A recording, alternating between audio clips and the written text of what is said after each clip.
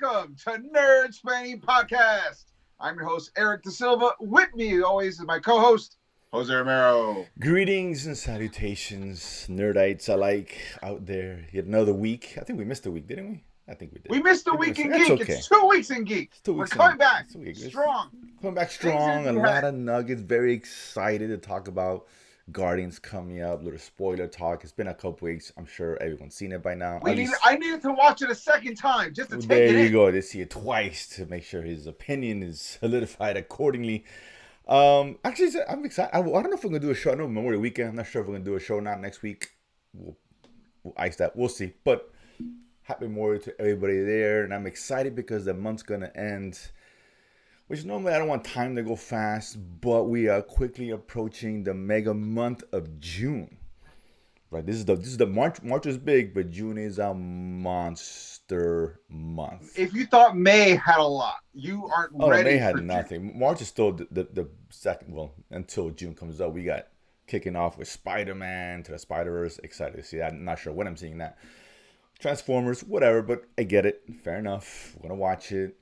We got Elemental, which I'm excited about. We got The Flash, which I'm excited about. We got Indiana Jones. It's packed. Not only that, but TV. Let's not forget, we got The Witcher season 3 coming up. Cavill's last season. That's exciting. Sometimes I feel like we're the only ones who really give a crap about that show because it is a hidden gem of a show. People love that show. A lot of people do. I'm glad. And another show isn't necessarily genre, but I'm talking about it anyway because I know you, Eric. I know you are my side in this, and that is season 3, finally, of Warrior on Max or HBO Max, now Max, whatever. You know what? Warrior is a great show. It's a fucking good show. So it's a great show. It really is. So it really is. Yeah, I'm excited. I mean, come on. So it's a packed month, a huge month. So listen, if you like martial arts or a fan of Bruce Lee, you have to watch Warrior. It's so good, and God, the fight scenes are incredible. It's so good. It's so good. I can't wait for the season 3. I'm excited. I had almost forgot that it was coming out because it's been a while. But that's coming back in June. If you guys have not seen Warrior, get on. Do yourself a favor, on HBO Max, whatever they're fucking calling it these days. Get on it. Phenomenal. If you like anything martial arts related action, must watch as far as I'm concerned. I will say, in complete contrast to Warrior season 3 came out, I did something that I promised myself we weren't going to do, and we didn't talk about this, but I want to just drop this quick little nugget in there. Say it. No, go ahead. I watched the last 3 episodes. I knew it. And you know what? I'm so glad it's over. I was yelling at the screen about how much none of this made any goddamn sense. Here's how much this show sucked. I'm not even going to tell you what happened. No, I'm going to let you know. Whatever you think, they wouldn't do that. They did it, and they thought it was a good idea. So, goodbye, fucking you horrible DC show. Why you know what it is. Now Doom Patrol, it's the other one. Why you put yourself through the pain, I don't understand, but fair enough. It is what... Hot garbage. Glad you're gone. Shocker. You had one good episode, and you dropped the bet on that after you made me go, maybe, and you disproved everything. So. Fool me once, Eric. But yeah, so and actually very excited because on Mondays, about 4 or 5 days from now, I am watching The Flash. Really? Yeah, all right. Really early, so I'm really excited about that. I'll drop that review. It's gonna be on I don't know my date's the 22nd. May 22nd, so very shortly. May? Are you allowed to? What time are you going to go see it? It'll be, it's like at 7 o'clock or 7:30, around there, more or less. I will be in Miami because it's my son's birthday. Okay. Do you have a +1? I'll get one. If you can, we'll talk, and I'll let you. Yeah. Okay. I think this one's gonna be. I think this was it's not like a special. It's just like a fan screening. So basic. So it was easier to get into. Okay. If it's closer to 8 o'clock, we might have a deal. Yeah, I'll check the time. I have the email from my buddy on that one. Cool. So exciting. I'll let you know about that one. So yeah, so that would be that. I'm very excited about that. I'm just saying I'm a little bit nervous because the last time you and me did a screening together, it was Batman v Superman, and we all know how that ended up. So. That's true, but this has gotten more favorable reviews by far than that. Fair enough. And we'll actually circle back to Batman v Superman momentarily later on the show. I know. Good Lord. I didn't know where to start. I would say, though, let's start with the Guardians. Because in I was very excited for the MCU for a quick second. Because all I know Guardians is going to be a one-off, right? Yeah. But whatever, be that as it may, a great Marvel film. We finally got a really great one, right? Yes. And then I figured, okay, maybe this is the one that kind of propels them back to what we want Marvel to be. Sure. And then Sure. the last Marvel movie that came out was awful. Of course, Fast X, and it's just. You always.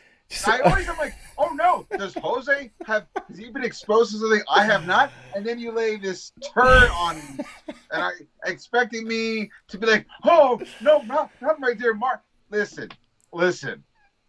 Come on. After you go to space, if the next part of your saga isn't dinosaurs, you messed up. If you're not going back in time to save Paul Walker, you messed up.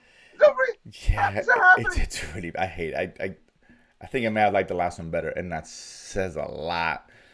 Although this one's a little bit more toned down than the last one, for the most part.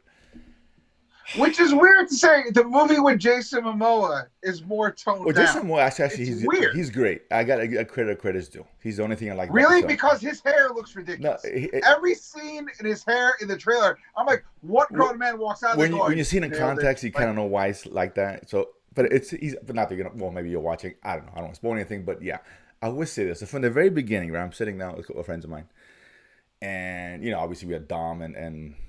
Rodriguez, what's her first name? I forgot. Michelle Rodriguez, right? They have a kid, a couple movies ago, last movie, I don't know, whatever. So the kid's like, 9, 10 years old now, I guess. I don't know, 7, 8, whatever. From the very beginning, we noticed something, and I was like, listen, I'm all about diversity, right? Higher spectrum. Sure. How many times I said get some Latino representation on it, right? So I'm all for that. However, it's a time and place for this stuff. Now, the child of one very white Vin Diesel and very Latina Rodriguez is black. They got a black kid to be their son. Which means Ludacris is the father. And I always say, what? I'm thinking, maybe there's going to be a story. And I said, Tyrese, is a Ludacris, there's something going on that we don't know about. But of course, none of that stuff. And I'm thinking, why the fuck is this kid black? It doesn't make any sense. From the beginning, the movie sucks, and it gets worse from there, dude. Is it because they're like Miles Morales is popular, so maybe we get an Afro Latino in? I don't know. I don't even. Maybe they reveal in part 2 or part 3. Maybe it might be a trilogy that it is Tyrese's kid or something. That's not an explanation because I don't get it. And next movie is probably gonna be fucking Indian for all I know, dude. Why not, dude? I would like it if every movie the kid's ethnicity changed. So it starts off Hispanic, then he becomes black, then he's Asian, then he's a redhead for no reason. I'm for that. That you got me in there, but yeah, I don't know. But I would say the kid. I thought Vin Diesel's character had the MCU, the cape on. This kid might as well have the cape. There's one scene we absolutely lost it. I swear to God, we wanted to rewind it because we wanted to see if he was wearing a cape in this scene. I was like, it's retarded. Either way, so what? Does he stop a train with his hands? No. But he's. Enough of that. I don't want to get into it. But let's get into the good Marvel. That's the bad Marvel. Sure. The good Marvel. Of course, that is Guardians. I spoke my thoughts before on this. Eric, you hadn't seen it when we talked about it. So the floor is yours as far as your thoughts, which I'm sure are going to be high, as were mine. You know what? I got to tell you, when the movie starts off, and I should have known that this was not going to be the movie that I thought it was going to be. Okay. But it's going to be the movie that I needed it to be. Okay. Which is very different. Okay. And I should have known because the movie starts off in nowhere, as you saw from the Guardians holiday special. Yeah. And Rocket is playing an acoustic version of Creep by Radiohead. Yeah. And in total juxtaposition where, you have Star-Lord dancing in space to Come and Get Your Love in part 1, to Mr. Blue Eyes in part 2, to start part 3 with Creep as your kickoff song. It's letting you know it's not gonna be the most joyous of adventures. Fair enough. And point. And from that point forward, I was like, you know what? Expectations over there. Let's see what you're gonna give me. And what I got was a heartfelt, sincere, fun, action-packed, touching, fun movie. Yeah. I totally agree. I can see why most people are saying it is better than 2 and close to, if not equal to 1. I absolutely understand that. To me, I find hard discerning all 3 because I do. My son was born circa around when part 2 came in, so that whole father-son dynamic really got me in the feels. So my emotions get in the way of me being critical about it. Absolutely, but it is what it is about that. But some of the big perks I love. Full spoilers, by the way, guys. We're going in. Yeah, of course. They don't make Gamora become old Gamora. They keep new Gamora as she is herself. It is not the old Gamora. It is not. She's not gonna like have a bump her head and all the memories come in. Right. She is another Gamora from another timeline stuck here, and that's just what we're gonna do. I actually heard a lot of people saying that they originally felt like the Gamora storyline was something that James Gunn had to deal with because they killed her off in the Avengers and everything else. And James Gunn came out during the press junket, he talked about he actually wanted to kill Gamora in part 2. But he felt that the Yondu death would be more impactful. It made more sense to the story. So when they told him, hey, we're going to kill her in Avengers, he goes, cool.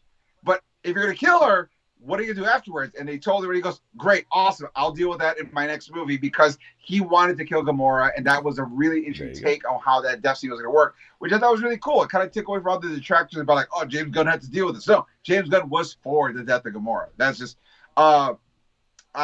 you talked about you were a little on the fence on the Adam Warlock of it all in the movie. I was on the fence. I didn't like him. Well, I loved him.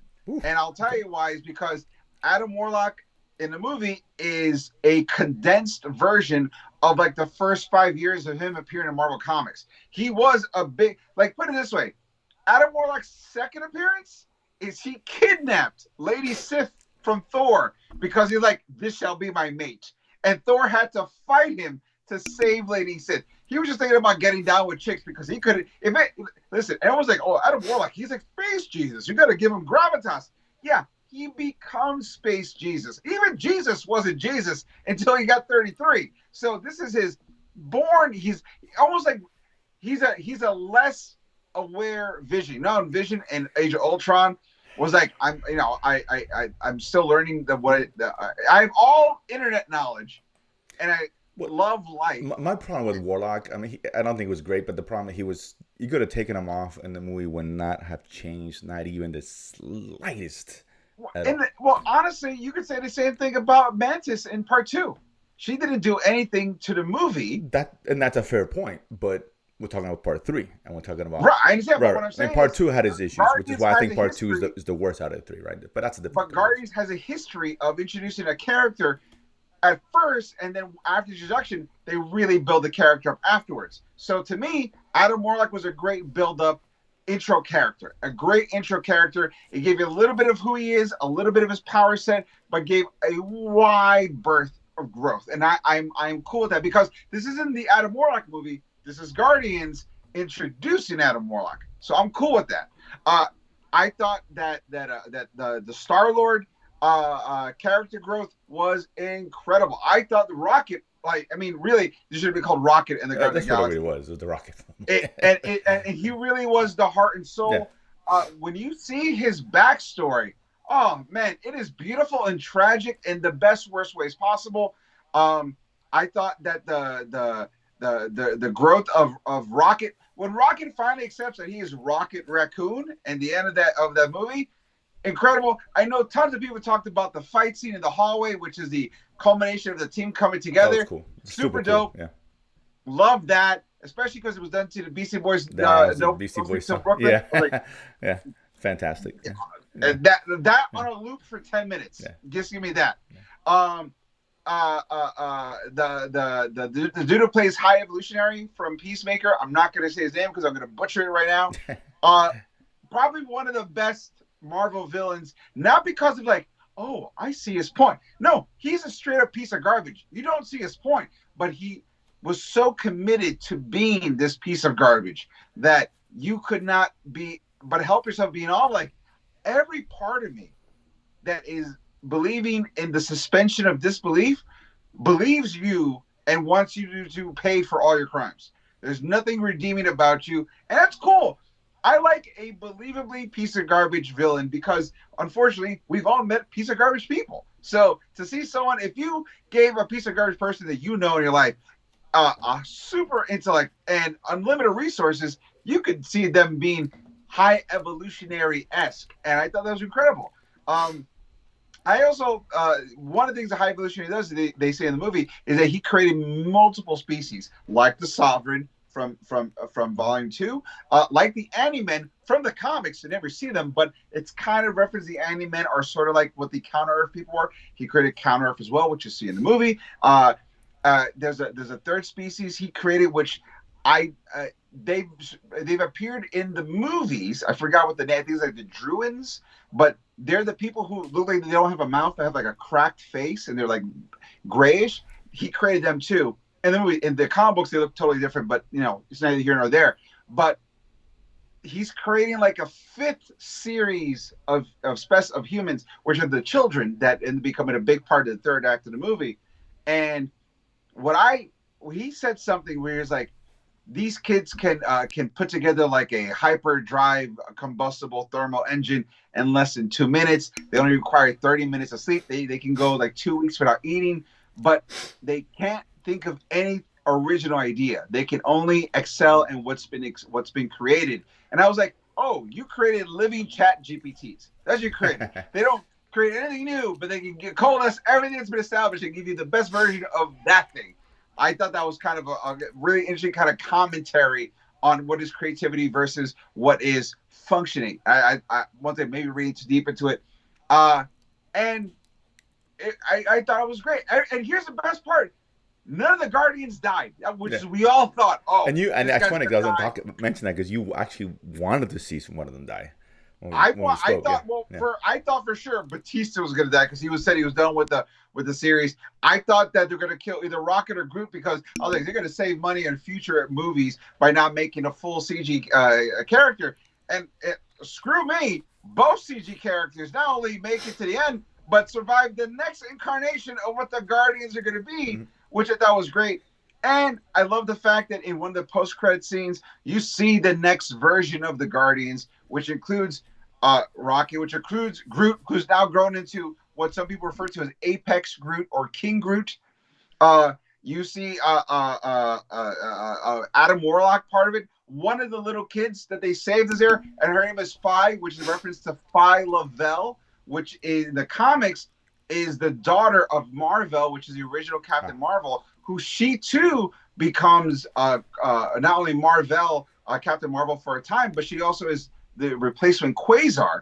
And the Quasar is like sort of like the Green Lantern of the Marvel universe, but instead of a power ring, he has negabands. And guess what? Oh, the Marvels, they're doing negabands. So guess who has a chance to get those negabands after they finish the Marvels? Phi Lavelle, first introduced right there. So they're already setting things in place. Got me a little excited about that.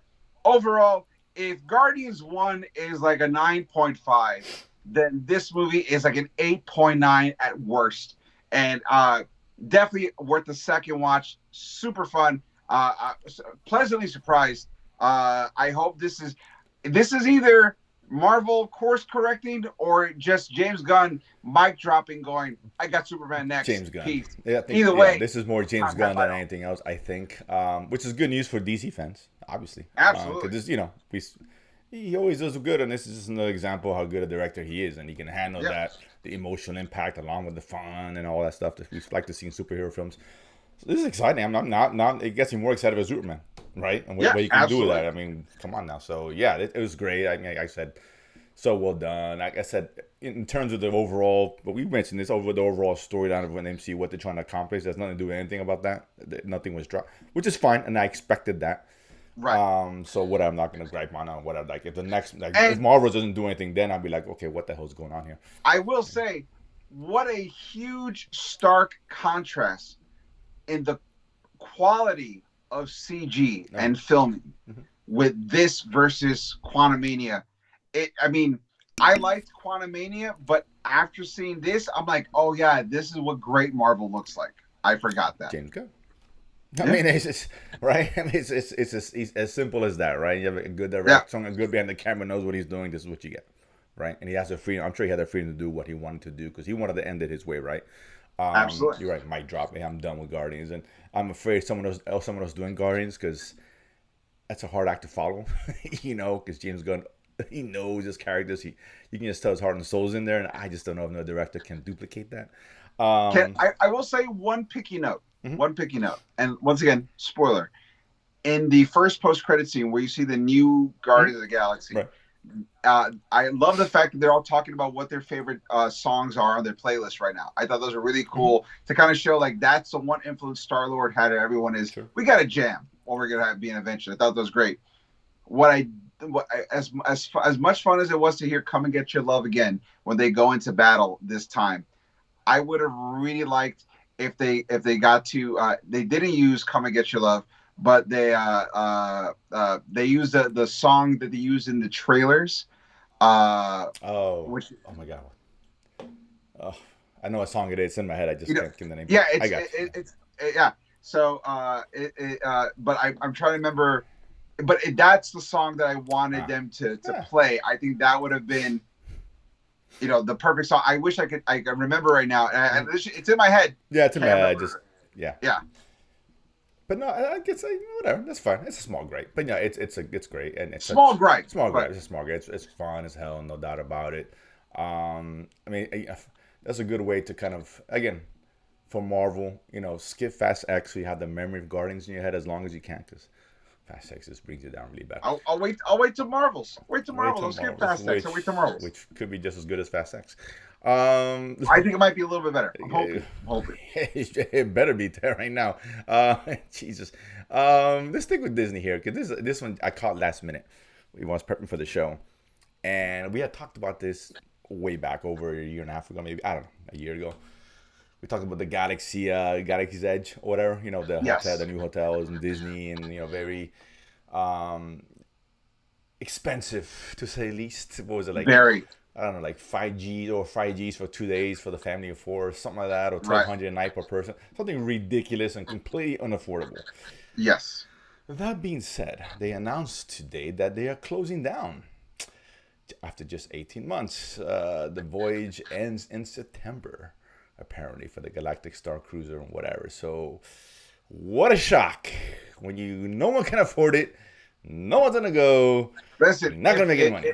This is just further proof of how the First Order took control. The New Republic had no idea how to manage themselves. That's what disaster.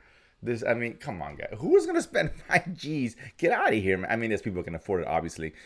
But come on, man. I know it was kind of all-inclusive, right? I think it was food and all that stuff. But it was an all-inclusive. But it was 2 days. It was 2 days. But you're outpricing 98% of the fandom. How are you going to do that? That's what I'm saying. I mean, come on, guys. So, yeah, what a shocker here. So they said, oh, we're going to learn from this. And, there's nothing to learn. Lower the prices. Solved. It's not a mystery. You charge too much, you're not gonna make it. So yeah, only 18 months. What a shame. I was kind of hoping, last, and eventually the price goes down after the new. That's what I was hoping has gone, too. Right? Maybe they go down to 3,000. Right. But yeah. So yeah, you lost your chance. I think anyone who had a reservation, they're gonna ask them to cancel it or reschedule or whatever. So sure. But that was kind of interesting. Yeah. So fucking Disney. I swear to God, Jesus Christ. Star Wars. Let's stay with Star Wars because this is a little interesting. Not a huge nugget. I think we kind of saw this coming. But Dave Filoni was being interviewed and he's talking about upcoming projects. And of course, we know he was directing the Mandalorian movie or whatever they have planned down the road to cap off whatever this universe of Mando, whatever. The Filoni-verse. Filoni-verse, right? Filoni-verse. With Ahsoka and whatever else they want to do. But he did confirm that Thrawn was going to be the big villain. Not just in Ahsoka, but in the overall series or whatever, including up to the final film, which is good and bad because now we know there's no stakes because not that he's going to die in Ahsoka, but whatever. But fair enough. But that being said, so as long as Thrawn is good, that's interesting, right? I love Thrawn in the listen, the heir to the Empire I've been and the Rebels. I've been excited for Thrawn since Rebels. I love the fact that Timothy Zahn, the guy who created Thrawn, has been consulting in every appearance Thrawn is in. I mean, you can't get any more die hard into like what makes the character great than having think about that movie on Netflix, Old Guard. You know, that's Oh, based off an indie comic, but they had Greg Rucka, the guy who wrote it, there consulting on the script and the whole thing I like to Old keep Guard. it. And that's why it's one of the better projects Yeah, Netflix did. I like Old Whenever Guard. you have the OG creators consulting directly with you, you have a substantial better chance of capturing the magic or what makes a Well, character we've great. seen that with in this in Sandman, right? Yeah, But Neil Gaiman Neil Gaiman, right? involved every step of the way, which is why that project is so insanely good. Right, no, absolutely. Yeah. So So that's just a great example of, that's how it goes. So, but yeah, so I mean, it's interesting. I mean, I still don't know if the whole movie's a good idea. I mean, if you're gonna finish it off, just continue on Disney Plus. Because I'm afraid the budget may not be. I don't know what kind of budget you're gonna get for it. And I think he's gonna get a pretty big budget for it. It concerns me just a little bit because Filoni, he hasn't proven himself yet as a director, not yet for me anyway.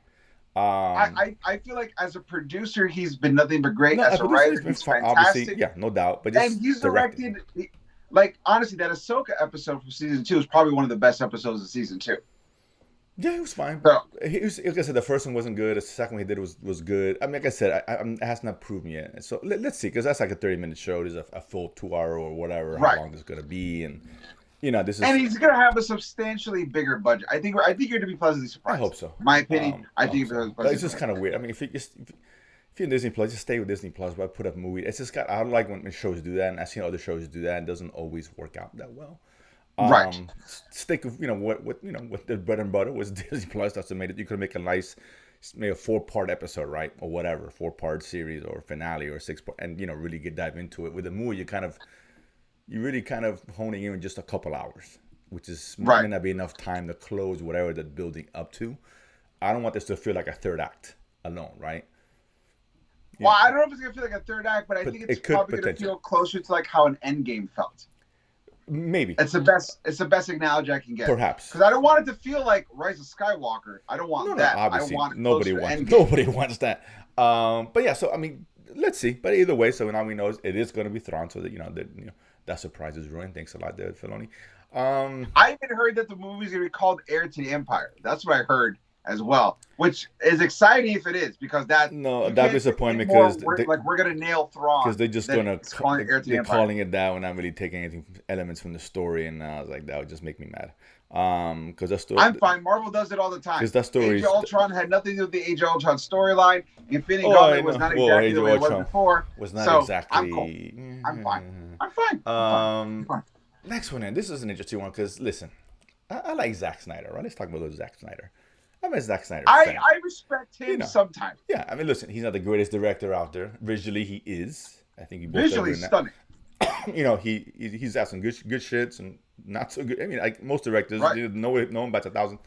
But I like him, and I know he caught a lot of shit for the DC stuff and how he was treated. Whatever, all in the past, it is what it is, and I blame Warner Brothers more than I blame Zack Snyder. At the end of the day, right? They're at the helm.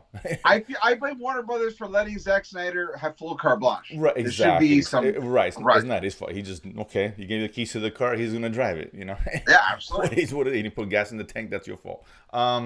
So he was talking. I had an interview, and I guess he's got to get past this Snyderverse thing. He let it go. He needs to just let it go. It's a big stink.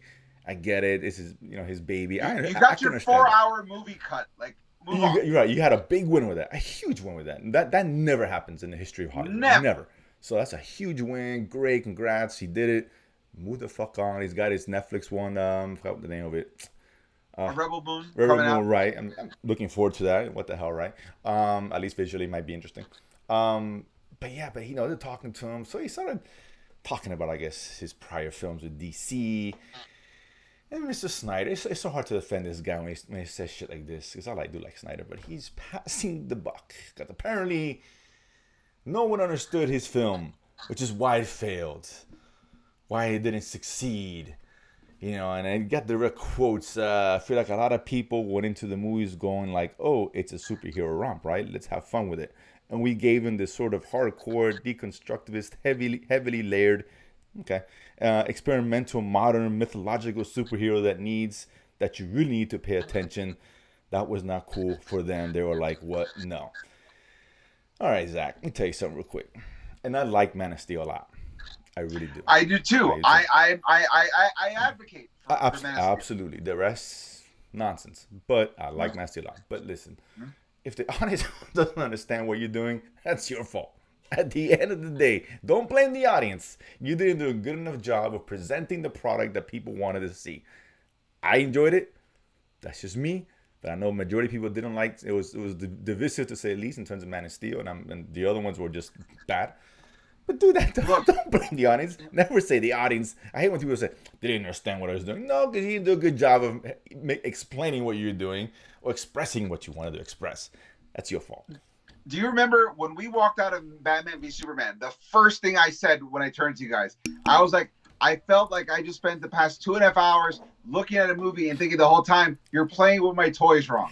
Like, you don't know how these people are. And so you're just making up a thing, holding them in your play. No, that's not. Like, there were so many things that either just were wrong or wrong to the character, didn't make sense plot-wise, was random to the point where you like shoehorning things. Like, it was like Man of Steel was bad. And people are like, oh, you're going to watch the longer cut. Oh, cool. Now I fully understand why everything is bad. Before you said, this is random bad. No, all the bad makes sense. Stupid.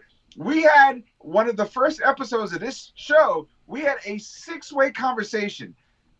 And literally, it was 3 people who liked it, not loved it, liked it. And the 3 people who hated it. And even the people who liked it, like everything you're saying about hating it, I understand. But the visuals carried me through. But there's never been anyone who's like, here's a guy who took a story and just knocked it out of the park. The only time he's ever done something that I was like, this guy knocked it out. There's been 3 movies where he knocked it out of the park. It's been Dawn of the Dead. Agreed. It's been 300. Agreed again. It's been Watchmen. That's it. I will put Man of Steel ahead of Watchmen any day of the week for me. But I like Watchmen. I like Watchmen. I didn't love it. I like that a lot. You know what pulled me back from Man of Steel? I was in it until the Pa Kent tornado scene. I was fine with that. But I get it. But I was fine with that. That didn't bother me. But overall, I thought it was really. I mean, I really like Man of Steel. But again, you can't blame the fans. I hate people do it. Don't fucking blame the fans. Don't blame the fans, man. You're passing the buck. You're the one who messed up. You said, listen, you could have just said, I should have done better. The fans didn't understand what I was trying to convey. That's on me. I'll do a better job next time. Move on. All you do is angering people and instigating and move on, dude. You got a new film coming out. Can you focus on that? And if you don't understand that movie, don't start blaming us. Right now, we ain't blaming Netflix. We're gonna blame you because I'm sure he's got carte blanche with Netflix. I guarantee you that. And Netflix usually just, hey, here you go. They let loose the reins and do what you got to do, and let's get on with it, right? They'll give you the budget. Happy days, happy hunting. So, but yeah. You know what? I'll tell you what. If Rebel Moon is at least as pretty as Sucker Punch, I'm in. That's what I'm saying. I think, listen, we know that visually it's going to be cool shit. Space and fighting. There's no question, right? You can't disagree. Visually, he's great. He is. And visually, the man is breathtaking. He really is. And he knows how to set up a good action scene. You can see what's happening. No question about it. It's just the stories that, Never let him be involved in the story. I think it's difficult stories because it's hard for the audience to understand. But that being said, don't blame us, Zach. God, the nerve of this guy, dude. If you're gonna do a Superman in the DC universe, and Superman is in contention of being one of the most miserable characters on the screen, you fucked up, Zach. Yeah, and I said, I like this. I like that take. I did, for me personally. But I get what people didn't. Look, I really do. Superman was conflicted in Man of Steel, but the misery fest of him in Batman. Oh no, right. Yeah, that. I was like, what at some point, dude? Well, they needed they needed a film there to, whatever. That's Warner Bros. Fine. That part I won't blame Zach that much. That's his vision. Warner Bros. should have said, yo, slow it down. Let's do this. Let's do that. Make him smile a little bit. Let him be a little happy. So that's on them. But either way, it ain't the audience fault, homie. It's you. He's giving us it's not me, it's you routine. I don't think so, big guy. Oh, it's you, not me. Not at all. And speaking of stuff that audiences may not get, let's stay in that subject. So interesting story here. Echo, which I forgot was dropping this year. I don't even know it's dropping this year. They announced the release on November 19th or 20 something. I don't know. Sure. We got Loki late October. I guess I'll probably lead it into Echo. Right. And a strange thing here, which just the flag could not be any bigger, could not be any redder for anybody out there. Ginormous red flag just floating amidst the land of Disney. Because all of a sudden, they want to try something different. So they're going to release all the episodes at once, which they have never done before. Ever. And we'll probably never do again. Exactly. And what does that say about this We want show? to get this over with. Yep. Not a good sign. That's, wow. I mean, I know. I think that when it came out, Kevin Feige's like, well, we're trying to get all these shows coming out, trying to Stop it. I don't want to hear that. No, Zack Snyder, calm down. If you're gonna slow roll Loki, but rush Echo, exactly. Thank you. That is, yeah, right. And it's back to back. It's not like Loki comes out, Secret Invasion in June. They space it out. Then we got Loki, and boom, here comes Echo in one drop. Because they don't want this show to be talked about. They did it. They're literally gonna say, just watch the Daredevil episode. We'll move on. And move on. That's not good. I heard. I was like, oh wow, man. I mean, maybe we're. I don't know. We're negative Nancy's, but let's be real. Come on, that something's very odd about that. Seriously. And what sucks is that Echo is a really good character. She doesn't deserve to be sort of like dirtbagged in that sense, because sometimes you get a crappy character like, I don't like this character. Why did even like? She's a really good character. But they didn't get her 100% right in Hawkeye, and the concern in the rumor mill is that they took that bad version and just went with it instead of like recalibrating her for her own show. Yeah, man, that's. Well, I can't say I'm surprised, right? Because, I've been on their shit for the shows that are coming out, and this is not going to help. Tear it out. Right. It's going to add fuel to the fire, man. So we're going to watch it with absolutely zero expectation. With bad expectations, right? We have expectations. It's going to be... If they can tell a concise story, it doesn't have to be good. Just a beginning, a middle, and end, I think I'll be happy. Like, that's how low my bar is. It's very reach the end. Like, if we could get to credits every episode instead of like if every episode ends with a thing happening and we're just looking at each other going, so I guess we'll come back next episode. Like, that's as long as it's like a definitive end, I'll be happy. Oh wow, man. They made it to the end. This is a show this is one of the ones I really hope they stick with the 20-minute format here. You want to make it 17? Yeah, this is a clear case. Let's just rip the Band-Aid out. Right? Here you go, guys. What's next? It's exactly what this is. So yeah, that make these episodes Quibi long. There you go, exactly. 5 minutes. Okay, it's like Star Wars Vision's length, like 10 minutes, 10, perfect. Do an animated, fuck it.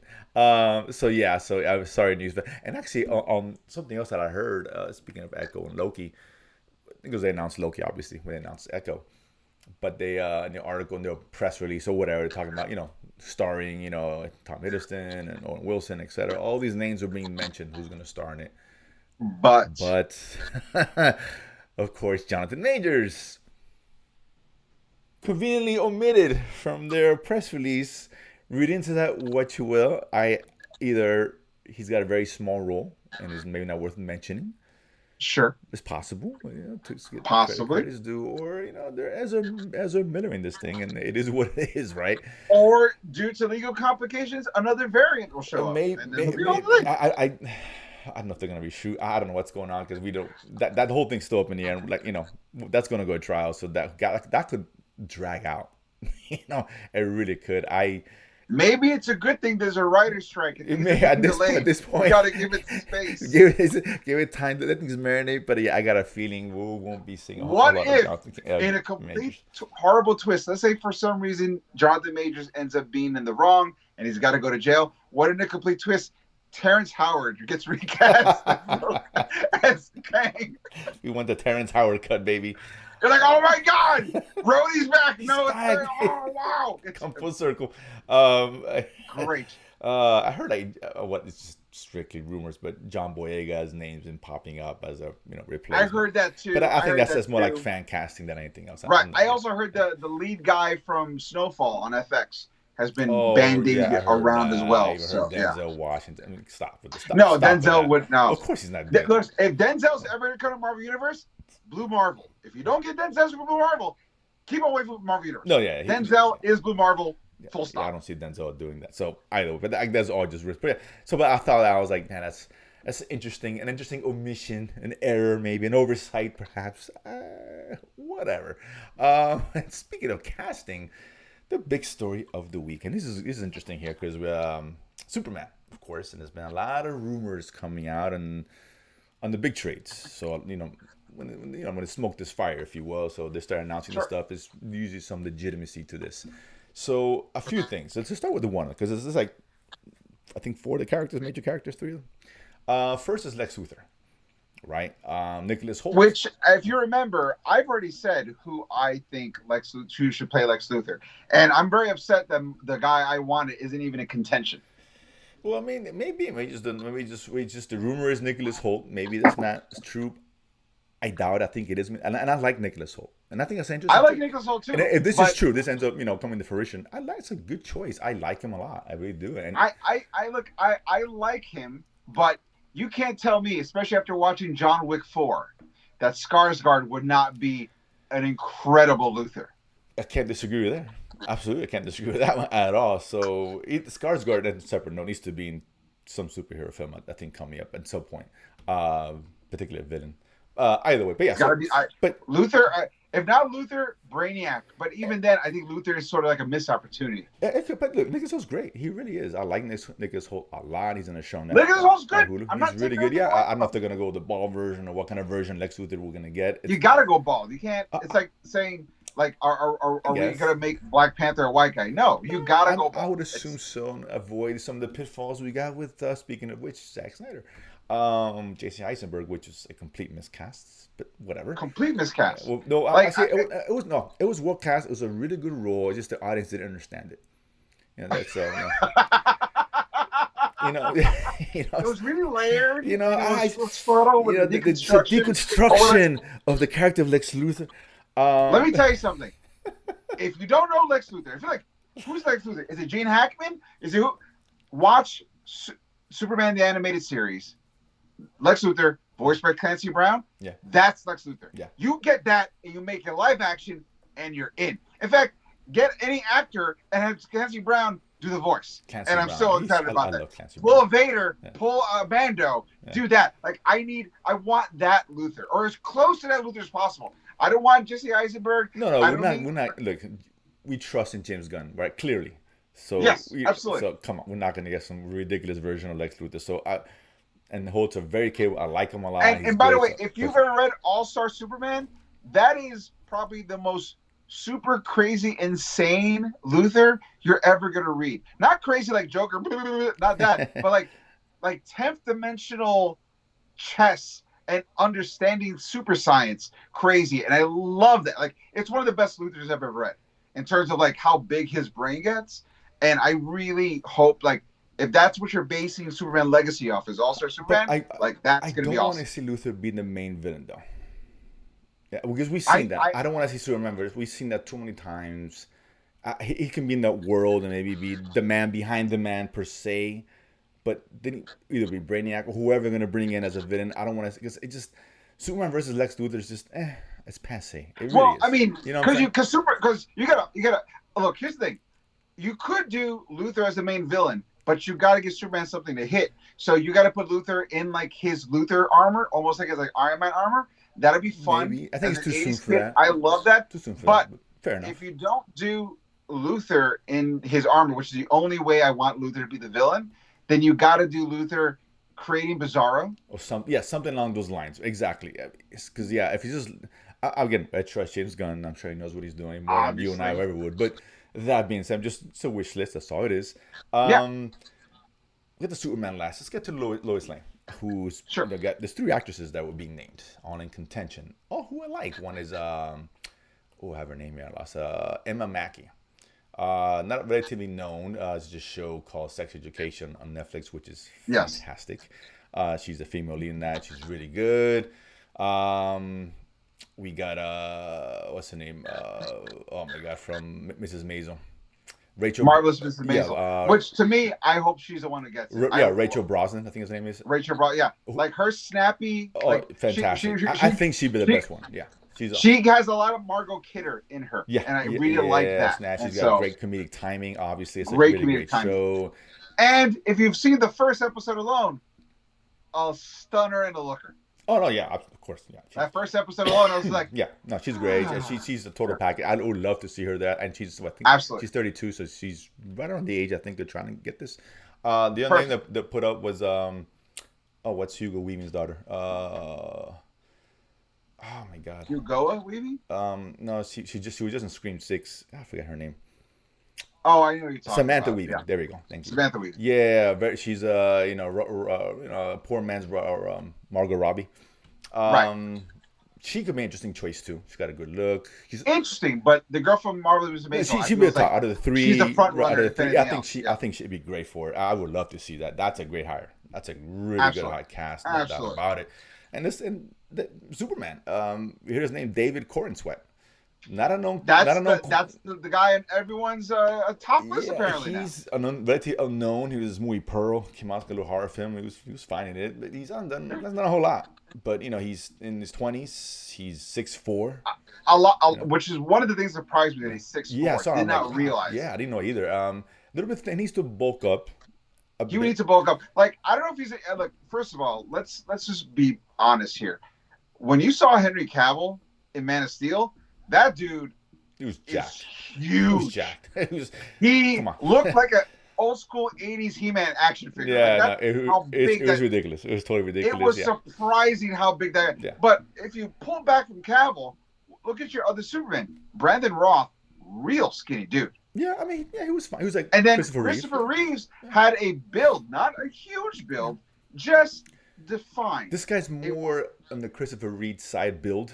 Right, tall, and I'm okay with that. I mean, you want a little muscle. You do want something on there. I'm not saying he has to get Jack. He's not huge. Let's not make him Hugh Jackman. But I'm saying just build it up. It's just fine. Give him like 10, 15 pounds of muscle. Yeah, exactly. Tone up. whatever. Tone up, and you're good. He's got a good-looking guy. He's got a little Henry Cavill in him. Turns his face. So a little bit, yeah, a little bit, right? Kind of has a little 5 o'clock shadow. Sure. And everyone keeps referring to his interview where he's like, if they ever did Superman, I would love to be Superman again. Or the recast, I want to be that Superman, and I want a hopeful. I was like, this guy gets it. No, hopeful Superman. He does. I mean, I wouldn't. Like I said, after all that, to get an unknown, I'm okay with the unknown. Henry Cavill wasn't a name. Henry Cavill at all. Superman made Henry Cavill. Right, of course, which is fine. No doubt. Yeah. Obviously, right. We've seen a lot of actors, Daniel Craig and Bond, right? No, fuck Daniel Craig. Hugh Jackman. Who the fuck is Hugh Jackman? All of a sudden, he's biggest thing. Yeah, happens all the time. Christopher Reeve, I don't believe was known back then. Maybe he was. He was a stage actor. Right. So look, I'm okay with the unknown. I have absolutely zero problem with that. I didn't want to see Chris Pratt or something like that in there. That would never work for me or someone like that. So I like the no name, and you can put him against Rachel Brosnan. She's fantastic. She's more of a name than any of them. Maybe Christopher Holt. But again, let them carry, or let the supporting cast carry him. That's just necessary. That could be an interesting choice. I mean, nothing's set in stone yet. Apparently, they're going to the final. Well, let me make this clear. They've already known who they're going to get. Let's just make that clear now. But they haven't announced it formally yet, because this movie. They're probably at this point. They're probably doing not compatibility screen tests, but what's the thing where they say if there's a click, like they click on screen? Was that a screen test that they do, right? Which is why when because Holt is the surest name on here, right? They made it seem like Holt's been hired. Now, usually these films, you start with Superman and you work around them, right? Not the other way around, because you want to be sure they can work off whoever Superman is. So that's what I'm saying. If it's that close, if it's that known it's because they already know who Superman is. Yeah. This is that, and they start shooting in, they said January. Or the beginning of next year. So that's not a long time. They're already storyboarding. So whoever they hire, if they got to bulk up, they got 6 months to do so. That's usually timeline. The crazy part is they already have a script. I'm saying that script it's been done. He's come out and said it. So whatever. So yeah, I guarantee you it has all been done. I promise you that. This is just the names leaking now, but then in a month or two, we're probably gonna get the official word of okay, it's gonna be XXX. And I'd be surprised if it's not one of these. Like the only one we're not sure about usually is Lewis Lane, because they gave us 3 names. So I whatever. But I'm fine with either one of them. To be honest with you, I like all 3. I do. But my preference will be, of course, Mrs. Maisel, no doubt. That would be a good role for her. I think she got. Yeah, you're right. She's got that spunk. That.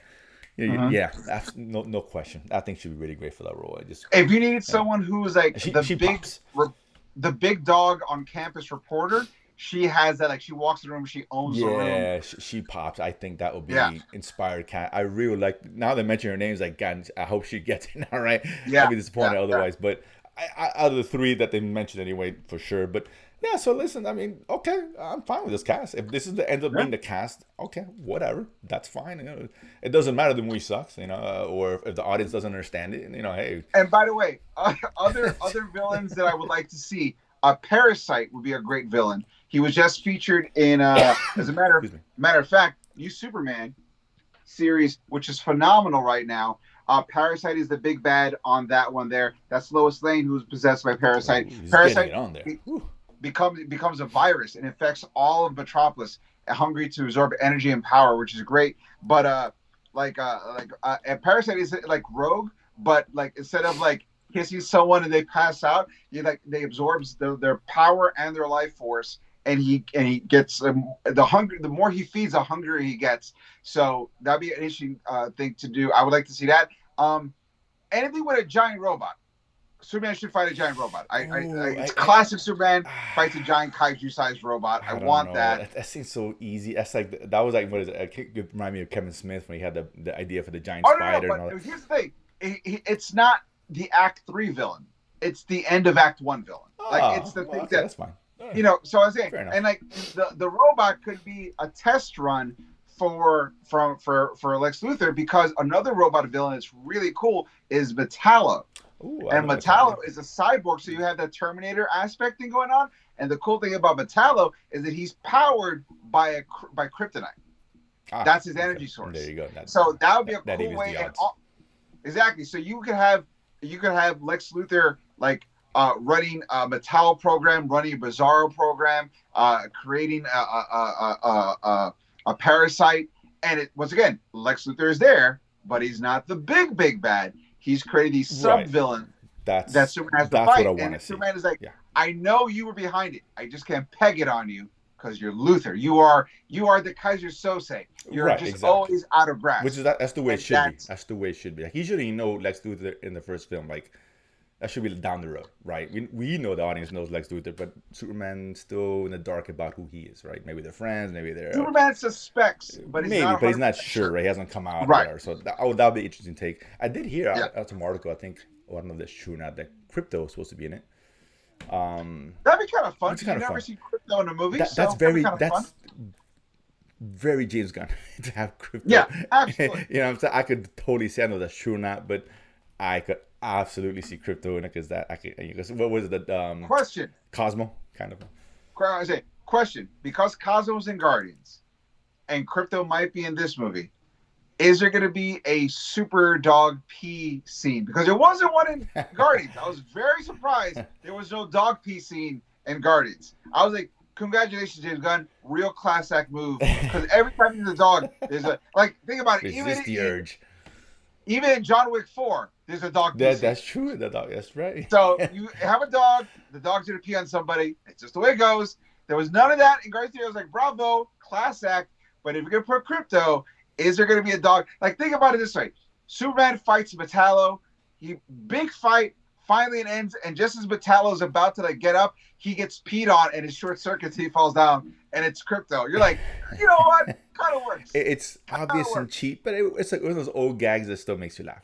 Absolutely. It's like, all right, it's still. You've never seen a super dog beat a cyborg by peeing on its broken body part. Like that is something I've never seen that before. We saw the Transformers do the pee thing. That didn't work. No, you saw Bumblebee pee on a human, which was just oil. That was really bad. That was kind of real bad. Dude, come on, bro. But stopping a cyborg by peeing on him with your Kryptonian urine as a dog, I'm in for that. That would be interesting. So again, but the crypto thing was a rumor. But if it dents the metal.